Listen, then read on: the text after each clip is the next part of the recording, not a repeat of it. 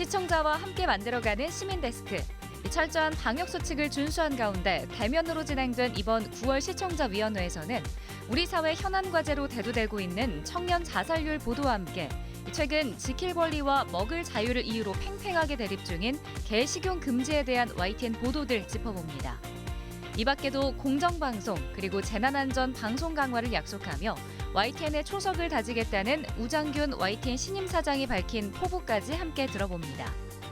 시청자 브리핑 시시콜콜 위클리픽, 부족함 없는 방송을 위한 그날까지 시청자 의견에 YTN이 응답합니다. 한 주 동안 안녕하셨습니까? 시민데스크 강진원입니다. 아침 저녁 불어오는 선선한 바람에 완연한 가을을 실감하실 겁니다. 산과 들로 나들이 떠날 계획 세우신 분들도 많을 것 같은데요. 행정안전부에 따르면 첫 단풍이 시작되는 10월 등산 사고가 가장 많이 발생한다고 합니다. 최근 코로나19로 나홀로 등산객이 많아진 만큼 실족이나 조난에 더욱 주의하셔야겠습니다. 안전한 산행 다시 한번 당부드리면서 이번 주 시민데스크 9월 시청자위원회 내용으로 전해드리겠습니다. 화면으로 만나보시죠.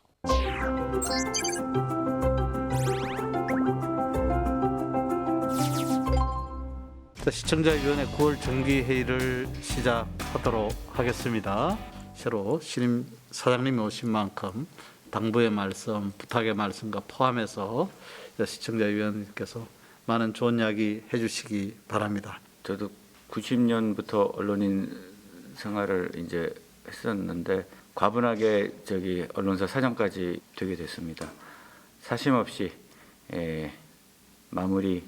언론인의 길 마무리 잘해서 100년 YTN 초석을 만드는데 최선을 다하겠습니다. 또 우리한테 항상 그 채찍을 들고 있는 시청자분들의 말씀을 경청하는 YTN, 그리고 그것을 경청하는 YTN CEO가 되도록 노력하겠습니다. YTN 뉴스 중에서 제 눈길을 끈 것이 코로나 위기 기간 중에 그 호흡기 질환은 줄었지만 청년 자살은 증가했다라는 제목으로 나온 보도를 보면서 이게 이 자체가 상당히 슬픈 뉴스이고 또 한편으로는 좀 아쉬운 점이 있어서 말씀을 먼저 드리고자 합니다. 특히 모든 연령대 사망률이 낮아지는 가운데 20대만 사망률이 5.8% 증가했다 이런 내용인데 거기에서 대학교 간호대학 교수님이 청년들의 우울감이나 무기력증과 더불어서 실업, 취업난, 주거 불안정 문제 등을 원인으로 제시하는 코멘트도 있었는데요. 이 슬픈 사실에 충실한 보도로 생각이 되고 그리고 사실을 잘 전달하셨다고 생각이 되는데 좀 더 많은 이야기를 할 수 있지 않았나 이렇게 생각하는 아쉬움이 있습니다. 예를 들어서 이 정부가 또는 우리 사회가 할 수 있는 일은 무엇인가에 대해서 이 보도를 듣고 보는 시청자들이 좀 더 답답해하고 알고 싶은 그런 부분이 있을 텐데 이 항상 많이 회자되는 그 자살의 원인, 그러니까 실업, 취업난 이런 것들이라든지 그리고 우울감이나 무기력증 이렇게 그러한 원인만 한번 제시하고 이렇게 보도가 마무리되는 게 조금 아쉽다는 생각을 했습니다. 사실 앞으로도 그 고용이나 주택 시장 불안정 문제가 상당 기간 지속될 것으로 보이고 있고요. 그리고 그러한 유사한 문제를 겪고 있는 다른 나라에서는 이러한 자살률이 그렇게 높지 않다고 하던데 그 이유는 무엇일까 하고 좀 한번 생각을 해보고 그러한 그 원인 이후에 어떻게 대응해야 될 것인가라는 부분에 대해서도 좀 여러 전문가들의 말씀을 좀 더 듣고 시청자들이 수요하는 그런 보도 기사를 만들 수 있는 것이라고 저는 생각을 합니다. 여러 가지 실업, 취업난, 그다음에 자살 문제 이런 것들에 대한 이런 해결책까지 제시할 수 있는 보도는 사실 좀 호흡이 길고 특집 성격을 갖고 있는 건데 그런 부분을 저희가 기획탐사팀에서 이제 비정기적으로 만들고 있지만 계속 꾸준히 이런 시도는 하고 있습니다. 최근에는 이번 추석 연휴에 외국인 노동자 인권 문제를 다룬 그 강릉 이야기라는 그 프로그램을 하나 만들어서 한 40분물이었는데 꽤 공을 들인 거였습니다. 그래서 그런 것들 다뤘고 그런 차원으로 아마 이런 부분도 취업난이랄까 자살 문제 이런 것들도 좀 다소 무거운 주제인데 한번 잘 다뤄볼 수 있게 한번 제가 그 건의도 하고 하겠습니다. 전공이 언어이다 보니까 그 YTN 방송을 보면서 주로 언어에 집중을 하게 되는데요. 코로나 그 기사들을 보다 보면 외래어가 굉장히 많이 사용되고 있습니다. 코로나와 관련된 그 용어들이 얼마나 순화됐나 제가 좀 살펴봤고 이 용어들이 그 YTN에서 어떻게 사용되고 있나를 좀 봤습니다. 그 굉장히 이제 많이 등장하는 용어 중에 최근에 뭐 위드 코로나라는 용어 있고요, 부스터샷, 그다음에 뭐 팬데믹, 뭐 백신 패스, 뭐 이런 그 용어들이 있는데 다 외국어고요. 이미 위드 코로나는 국어원에서 코로나 일상으로 또 이제 아니면 이제 단계적 일상 회복 뭐 이렇게 순화해서 이제 쓰이고 있습니다. 근데 이제 그 YTN에서는 어떻게 사용하고 계신지 제가 이제 좀 살펴봤더니 단계적 일상 회복이라고 이제 보도하는 뉴스도 있었지만 그냥 위드 코로나를 그대로 사용하는 경우가 많이 있었습니다. 그 위드 코로나 같은 경우에는 사실 이 그 외국어 영어가 사실 통사적인 구조이기 때문에 처음 들어서는 사실 그 다가오지 않는 국민들이 많을 겁니다. 그래서 좀 더 유의할 필요가 있다고 생각을 했고요. 사실상 그 외국어를 그대로 사용했을 때 장점이 있죠. 굉장히 이제 신속하게 정보를 전달할 수 있고요. 속도 면에서. 그리고 그 외국어 자체가 가진 어떤 연상적인 의미가 있습니다. 뭐 세련됐다고 국민들이 이제 일반적으로 느끼죠. 그리고 뭔가 전문적인 것 같고 접근하기 어려우니까 굉장히 이제 복잡하고 뭐 이런 느낌도 있고요.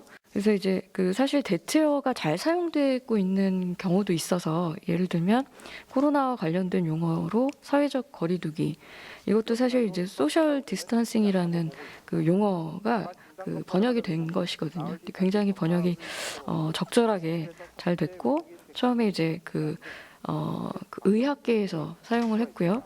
그리고 이제 언론에서 이제 확산을 시켜서 안정적으로 정착이 된 것 같습니다. 또 이제 코호트 격리도 요즘은 동일 집단 격리 또는 집단 격리로 대체어를 많이 사용하시더라고요. 이런 이제 좋은 예들도 있습니다. 그래서 앞으로 그 굉장히 중요한 핵심적인 이슈와 관련된 그 외국어들은 그 일단 국어원에서 순화하고 있는 경우가 많으니까 적절한 용어로 순화해서 이제 그 확산을 시켜주시면 감사하겠습니다. 위드 코로나 그리고 부스터샷 요 부분은 바로 저희가 이제 추가적인 설명을 하든지 아니면은 위드 코로나를 가급적 자제하고 저도 단계적 일상 회복이라든가 이런 걸 쓰는 거를 방향을 좀 제시하고 이렇게 더 나가도록 노력을 하겠습니다. 이제 어제 이제 더 이상 동물을 물건으로 보지 않는다는 차원의 민법 개정이 통과되면서 문재인 대통령이 이제 개 식용 금지도 좀 검토해봐야 될 때가 되지 않느냐 이런 얘기를 해가지고 이 식용견 협회 등에서 굉장히 반발이 커서 YTN이 어제 보도를 했습니다. YTN이 어제 보도를 했고 그 과정에서 육견협회 사무총장님을 인터뷰했어요. 이제 동물단체 인터뷰 하나, 육견협회 사무총장 인터뷰 하나 이게 차례대로 했고 제가 본 건 뉴스큐 인터뷰였습니다. 물론 이렇게 첨예한 갈등사안 또 아무리 동물권이 중요하다 그래도 그 식용견에 종사하고 계신 분들이 이게 생존권이 달려 있을 수 있기 때문에 저는 당사자 인터뷰한 것 자체는 취지는 굉장히 좋았다고 생각합니다.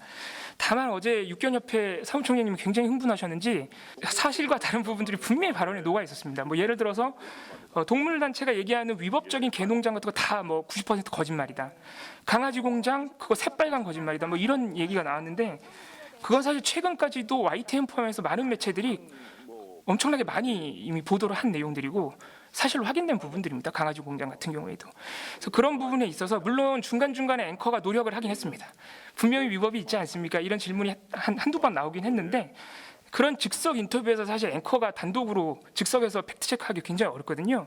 그래서 당사자들의 인터뷰를 충분히 반영시켜 주더라도 과한 부분이 있다면 반드시 후속 보도로 팩트 체크를 하고 반드시 교정을 해줘야 된다고 생각이 들었습니다. 그래서 어제 육견협회 사무총장님 인터뷰 같은 경우에는 솔직히 조금 위험하다는 생각도 들었습니다. 그래서 반드시 그런 인터뷰는 사후적으로라도 바로잡는 YTN의 노력이 있어야 될 것 같고요.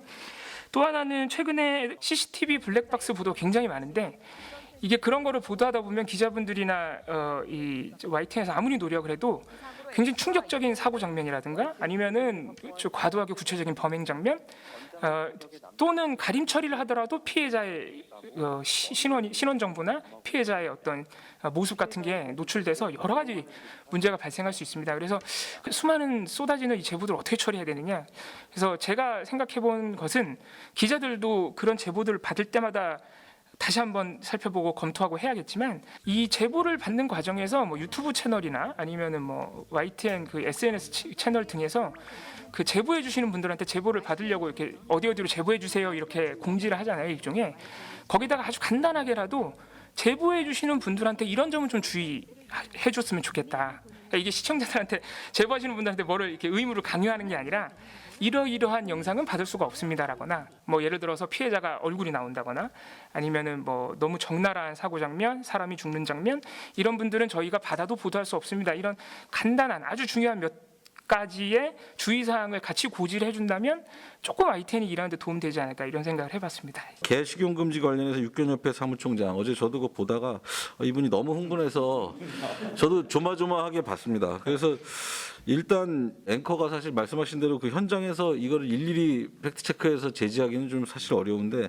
일단 이게 약간 무리하다는 느낌이 들면 앵커가 사실 일단 지금 이 인터뷰가 끝나면 이분의 주장이었다라는 거를 일단 밝히고 추후에 우리가 확인해서 심각한 그 오도나 이런 게 있었다면 그걸 정정하는 그거를 앵커팀에도 다시 강조를 하겠습니다. 제보 요청할 때 안 되는 화면 고지하는 부분은 저희가 제보를 알리는 여러 가지 그 SB라든가 이런 것들이 있는데 거기에 반영할 수 있는지 그것도 바로 논의를 하도록 하겠습니다. 사망 사건 관련된 이제 보도입니다. 그러니까 추락사에 대해서 조금 좀 들여다보겠는데요. 저희 전체 기사는 다 검색해 보진 못했지만 추락사와 관련된 기사들만 검색을 좀 해봤는데도 불구하고 9월 달만 7분의 그 노동자가 추락사 한 것으로 나옵니다. 근데 기사의 형태들을 제가 쭉 살펴봤는데요. 9월 27일 아파트 외부 유리창 청소 노동자 20대 추락사 단신입니다. 9월 9일 공덕역 환기구에서 공사하던 20대 노동자 추락사 영상 단신입니다. 9월 18일 화성 아파트 신축 현장서 창틀 작업 50대 추락사 단신입니다. 그러니까 저는 이것에 대한 접근 방식을 조금 바꿀 필요가 있지 않겠냐. 단신으로 알려주는 기사는 분명히 저는 필요하다고 봅니다. 왜냐하면은 사실관계를 파악하기도 전에 일단은 소식을 먼저 알려야 되는 뉴스의 하나의 형태이기 때문에 단신 자체를 보도하지 말라는 취지가 아니라 단신 이후에 나오는 보도가 없는 것이 저는 문제라고 생각이 들거든요. 이런 것들에 대한 사연들을 조금 더 후속 취재를 해서 유족과 인터뷰를 한다던가 과연 그 산업안전법이라든가 이런 것들을 무엇을 위반했는지에 대한 부분을 조금 파고 들어가서 후속 보도가 이어져야 되지 않겠냐라는 이제 말씀을 드리고 싶고요. 그렇다면 산업재해로 죽는 노동자들이 이번 달에는 몇 명이 있었는데 각각 추락사는 몇 명이고 뭐는 몇 명이고 해가지고 그것을 좀 종합해서 전문가를 불러서 좀 심층 있게 그 보도를 하는 그런 보도도 조금 기획해봐야 되지 않겠냐라는 생각이 듭니다. 왜냐하면 중간에 보면 이런 보도들을 한 것도 있어요. YTN이 뭐 단신만 처리한 게 아닙니다. 공사 현장소 노동자 이단 추락사 하루 1명 꼴, 연간 300명 이런 것도 이 아주 심층 기획 취재는 아니지만은 어느 정도 기획 취재의 성격을 갖고 있는 보도도 6월 22일 날 한 걸로 나와요.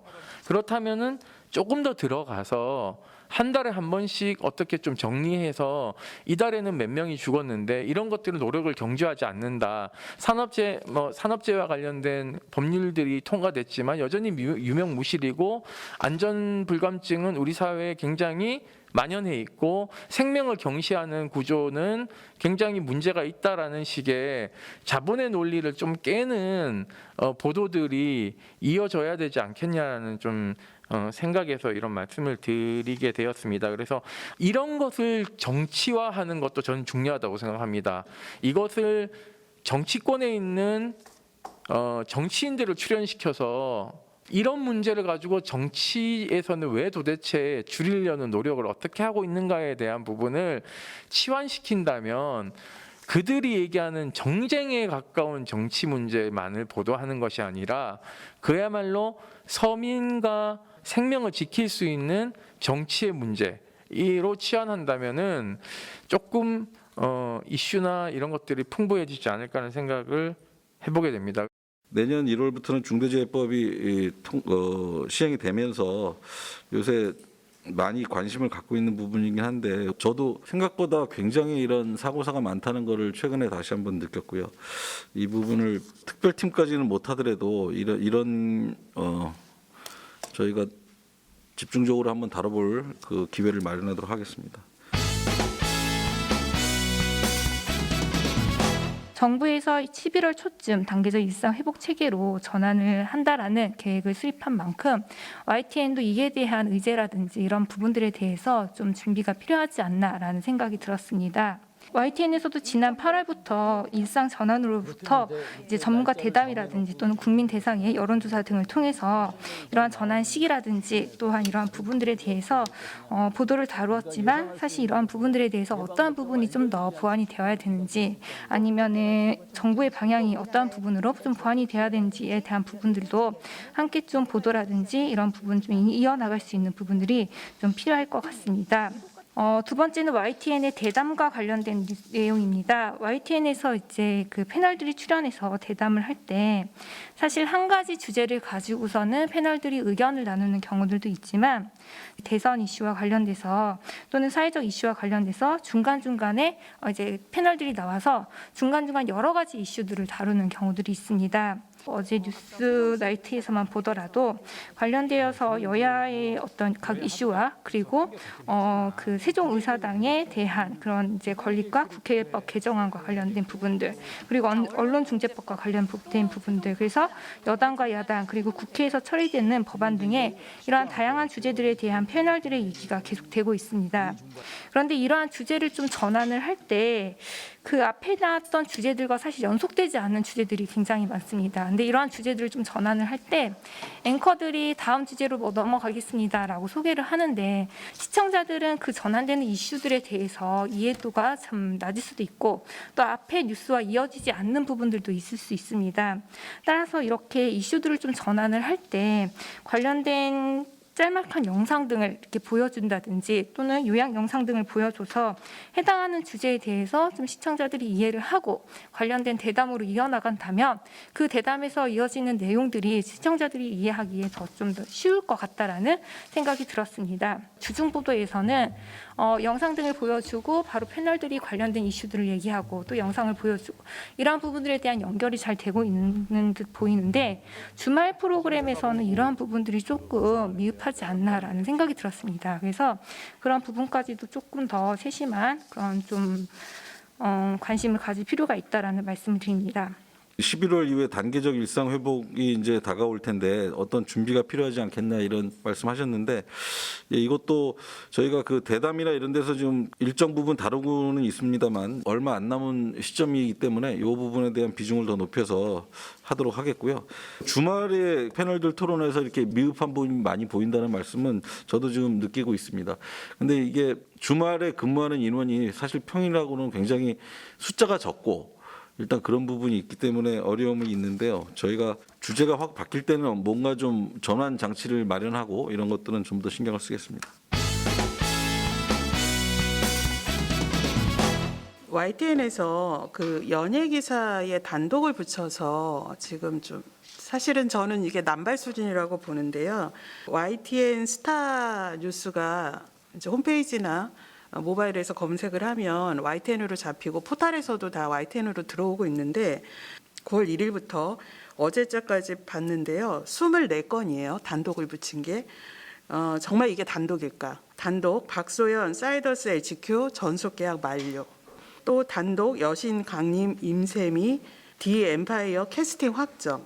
단독 2AM 완전체 앨범 재킷 촬영 마쳤다. 대부분 이런 연예 기사인데 이건 사실 단독 기사가 아니죠.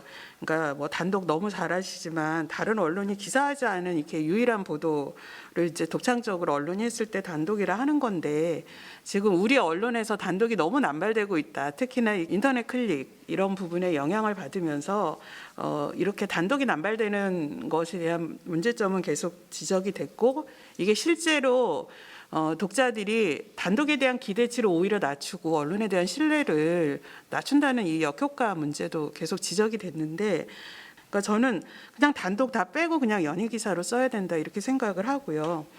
제가 이 기사들을 보면서 이 기자들이 실제할까 싶어가지고 진짜로 다 검색을 해봤더니 실제하는 기자들이더라고요. 요즘에 실제하지 않는 기자들도 실제 있잖아요. 유령 기자라고 하는. 왜 이런 생각을 했냐면 기사 형태가 다 천편일률이에요. 제가 두 개를 예를 들면 방송인 박소연이 기획사 사이더스와의 전속 계약 만료 후 신생 기획사로 이적했다. 오늘 YTN 스타 취재 결과 이렇게 나가는데요. 다른 기사는 배우 박은혜가 TVN 최대 기대적으로 손꼽히는 드라마 황혼 출연이 확정됐다. YTN 스타 취재 결과 똑같아요. 진짜 이렇게 복부 기사가 이게 기사 가치가 없는데도 단독이라는 이름을 붙인 채 한두 건이라든지 소수가 있었으면 그냥 연예 기사에서 독자들의 흥미를 돋우는 그런 기사로서 좀 섞여 있구나 이렇게 생각을 할 텐데 이것에 대해서는 저는 좀 내부에서 검토 및 시정이 필요하다 이렇게 좀 말씀을 드리고 싶습니다. 그 다음에 이거는 이번에 그 시사주간지 시사인에서 각 분야 신뢰도 조사 결과 하면서 가장 신뢰하는 방송 매체 이 질문 나왔는데 물론 이런 조사 결과가 모든 것에 지표가 된다고 생각은 안 합니다. 이제 참조인데요. YTN이 지난해에 이어서 올해도 5번째로서 이제 신뢰도가 높고 신뢰도에 대한 것도 조금 다소 상승을 했더라고요. 그래서 그 부분에 대해서는 저도 좀 기쁘게 결과를 봤고요. 또 정보통신정책연구원에서 이게 젊은 세대이고 학력이 높은 시청자일수록 지상파 방송 그 시청률은 떨어지고 유료방송 채널, 근데 유료방송 채널에 가로하고 YTN이 제일 먼저 나오더라고요. 유료방송 채널이 2011년 대비 지난해 거의 2배 이상 늘었다 이런 결과가 나와서 좀 유심히 좀 봐야겠다 싶어서 공유를 하고 싶었습니다. 연예 기사, 단독 기사가 남발된다. 이게 사실 단독을 너무 많이 남발하면 사실 단독이 아니죠. 아까 위원님 말씀하신 대로 이런 부분은 바로 제가 보기에 시정이 가능한 부분이기 때문에 곧바로 내일이라도 내부의 논의를 거쳐서 이런 부분에 대해서 제가 지침을 내리고 앞으로 고쳐나가도록 그렇게 하도록 하겠습니다. 코로나 팬데믹 기간이 길어지면서 사람들의 생활이 너무 많이 바뀌었습니다.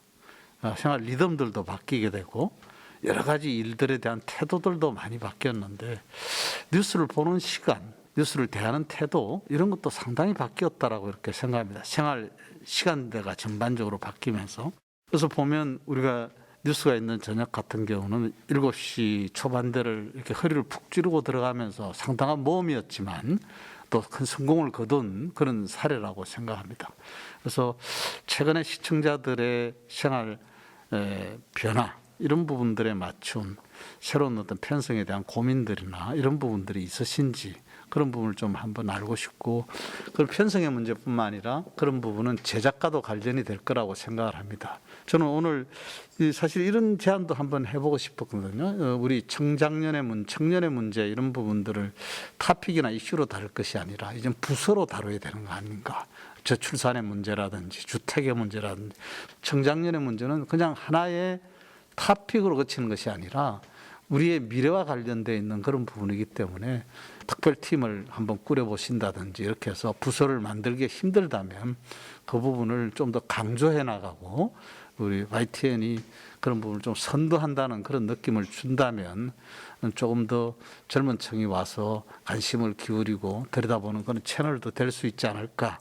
그걸 통해서 또 힘도 얻고 그럴 수 있는 가능성이 있을 거라고 생각을 해봅니다. 그런 부분들을 한번 부탁 말씀을 드리고 싶습니다. 위원님들 이렇게 말씀 아주 무게 있게 들었습니다. 위원님들의 말씀은 다소 벅찬 거는 없지 않아 있습니다만은 여건이 되면은 해야 될 지적 사항이기 때문에 시청자를 대표해서 하신 말씀은 귀담아서 그 가치의 권위적 배분을 우리 위원님들, 시청자 그리고 노동자 대표들, 사원 대표들과도 이렇게 수기해서 YTN의 뉴스의 질의 향상이 시민사회 발전과 국가 발전에도 기여할 수 있도록 최대한 노력하겠습니다. 감사합니다. 예, 고맙습니다. 9월 시청자위원회에서 여기서 마무리하겠습니다. 건강하시고요. 또 다음 달에 좋은 의견들 가져오셔서 좋은 말씀해 주시기 바랍니다. 오늘 회의를 여기서 모두 마치도록 하겠습니다. 수고하셨습니다. 고맙습니다. 네. 가장 빠른 옴부즈맨 프로그램 그 기록을 모아보는 시간입니다. 시청자 브리핑 시시콜콜 위클리픽. 이번 주 시청자 의견 함께 보시죠.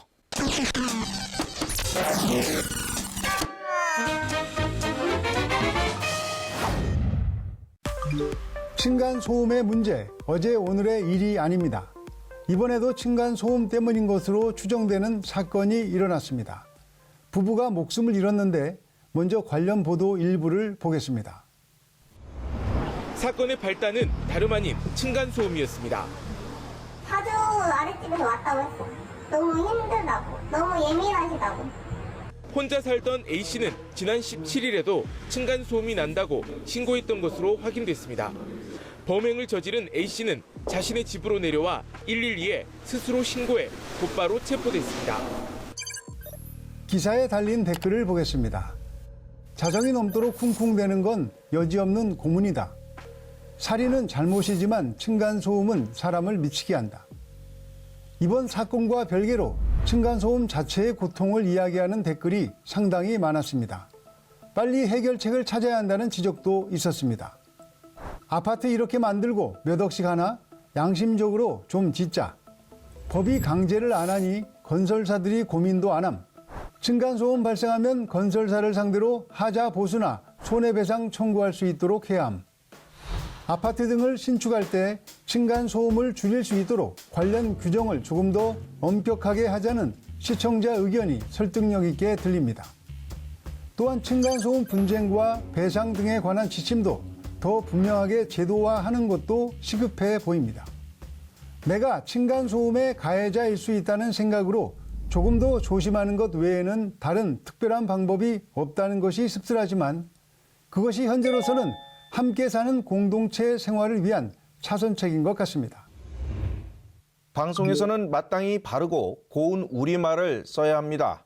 그런데 뉴스를 하다 보면 불가피하게 외래어를 사용하거나 철진한 표기법 등을 쓰곤 하는데 이에 대한 시청자들의 지적을 들어봅니다. 그 방송에 나와서 발언할 때 위드 코로나라는 말 하지 말고 코로나와 함께라는 한국말을 좀 썼으면 좋겠어요. 영어 사람들은 알아듣겠어요? 코로나19 상황이 워낙 전 세계적으로 엮여 있다 보니 외래어가 계속 뉴스에 등장하고 있습니다. 코로나19 유행 초기에 언택트라는 말이 매우 자주 나왔는데 이미 이 코너를 통해 비대면이라는 쪽으로 바꿔 썼고 이제는 그렇게 자리 잡았습니다. 정부에서는 단계적 일상 회복이라는 말을 권고하고 있지만 이미 위드 코로나가 널리 사용되고 있습니다. 표기법도 위드와 코로나를 띄어쓰기도 하고 붙여쓰기도 하는 등 통일되지 않았습니다. 위드 코로나는 시청자의 제안대로 코로나와 함께 또는 더 좋은 표현이 있는지 찾아보겠습니다. 광주 건물 붕괴 사고 이후 미국으로 간 문흥식 전 5.18 구속 부상자 회장이 돌아왔습니다. 광주지방경찰청은 오후 6시 10분쯤 인천공항 입국장에서 문 씨를 체포했습니다. 광주지방경찰청은 오후 6시 10분쯤 광주지방경찰청이 아니라 광주광역시 경찰청으로 써야 한다는 시청자 게시판의 글입니다. 2020년까지는 그렇게 불렀지만 올해부터 바뀌었다는 것인데 맞습니다. 참고로 줄여서 광주경찰청이라고 부를 수 있습니다. 많은 언론사가 아직도 잘못 쓰고 있는데 YTN도 실수했습니다. 관련 기사를 쓴 YTN 광주지국에 잘 전달했고 이후에는 제대로 표기하고 있습니다. YTN 뉴스에서 진행자가 3, 4시 또는 4, 5시라는 말을 사용했다는 지적입니다. 3시에서 4시는 서너 시, 4시에서 5시는 너더 시라고 해야 옳다고 조언했습니다. 사전을 찾아보면 너덧은 네댓으로도 바꾸어 쓸 수 있습니다. 글을 올린 시청자께서는 일반인은 몰라도 방송을 진행하는 앵커나 기자가 우리말 사용에 미숙한 것은 이해하고 넘어갈 일이 아니라고 따끔하게 말씀하셨습니다. 명심하고 더욱 주의하도록 하겠습니다. 지금까지 시청자 브리핑 시시콜콜입니다.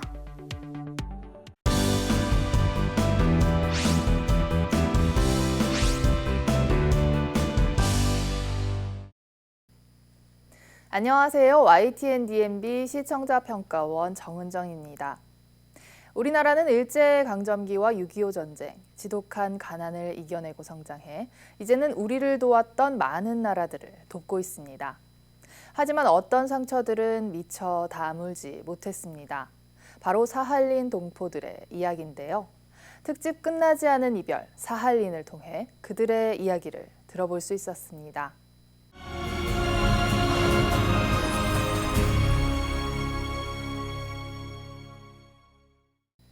일제강점기 사할린으로 강제징용되었던 약 3만여 명의 조선인. 8.15 광복 이후에도 고국으로 돌아오지 못한 사할린 동포들의 애환을 어떻게 조명했는지 살펴봤습니다. 일본은요, 제국주의 본색을 드러내면서 전쟁에 임하게 됩니다. 사할린에도 많은 강제징용 노동자들이 가게 됩니다. 이중징용을 당했다. 너무 가슴 아픈 이야기네요. 배 타다가 바다에서 그냥 죽은 사람 죽고. 자녀가 영주기가 안 된다. 먼저 유명한 역사 강사가 진행을 맡았는데요. 대중적으로 잘 알려진 역사 강사가 생소할 수 있는 사할린 동포들의 역사를 소개하는 역할을 맡음으로써 시청자들이 보다 관심을 가지고 시청할 수 있도록 했습니다. 사할린 동포들과 관련된 중요한 내용들은 사할린 동포들의 삶을 잘 알고 있는 관계자와 이야기를 나누면서 자연스럽게 풀어갔습니다. 사할린 강제징용과 군함도로의 이중징용, 학살 사건, 그리고 여러 번의 국적 변화와 영주 귀국에 이르기까지 사할린 동포들이 겪은 험난한 삶은 풍부하게 제시된 역사적 자료들과 사할린 동포들의 실제 인터뷰를 통해 보다 생생하게 다가왔습니다. 안타깝죠.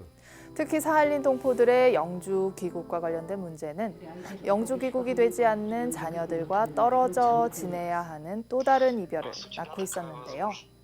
이를 해결하기 위해 올해 1월부터 시행된 사할린 동포 지원에 관한 특별법도 사할린 동포들의 입장에서 부족함을 느낄 수밖에 없었습니다. 이 같은 사할린 동포법의 문제점과 개선 방향에 대해서는 실제 사할린 동포들의 사례는 물론 법률 전문가인 변호사의 전문적이고 논리적인 식견이 더해져 설득력과 신뢰도를 높였습니다. 대화나 자막만으로 이해하기 어려운 정보들을 다룬 그래픽도 차분하지만 세련되고 감각적인 형태로 제시되어 한편의 역사 강의를 들은 것과도 같은 느낌이 들었습니다. 자막 또한 대화를 그대로 옮기는 것이 아니라 중요한 내용들을 정리해 제시하고 때로는 메시지를 강조하면서 시청자들이 곱씹어 볼 수 있도록 하는 방식으로 나타나 인상적이었습니다. 특집 끝나지 않은 이별 사할린은 그동안 크게 조명되지 않았던 사할린 동포들의 삶을 잊지 않고 기억할 수 있도록 하는 또 다른 사료가 될 수 있을 것 같습니다. 개인의 삶을 관통한 역사의 아픔이 조금이나마 더 빨리 치유될 수 있기를 기원합니다. 시민데스크는 시청자 여러분의 고민과 질문으로 채워집니다. YTN 방송에 대한 다양한 의견들 홈페이지와 전화를 통해 남겨주시고요. 시민데스크는 다음 주 더 유익한 내용으로 돌아오겠습니다. 시청해주신 여러분 고맙습니다.